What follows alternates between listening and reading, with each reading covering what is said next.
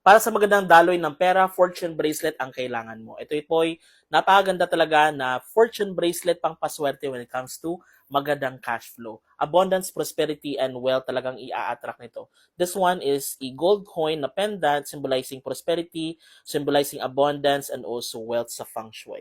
By the way, this is gold-plated, hindi po siya nagtatarnish, hindi mangingitim, at hindi po siya kakalawangin. Ito po ay gold-plated, so sa ilang taong paglipas, ganyan pa rin po ang itsura niyan. That's the good thing about this specific bracelet. Adjustable using the specific lock, pwede mo siyang habaan. Kung malaki ang wrist ninyo or lagayan ng inyong bracelet, pwede din siyang iklian depending po sa inyong sizes ng wrist. Okay? So ito po, again, is adjustable fortune bracelet. Sobrang ganda po talaga nito ha. And again, hypoallergenic, hindi makati sa balat.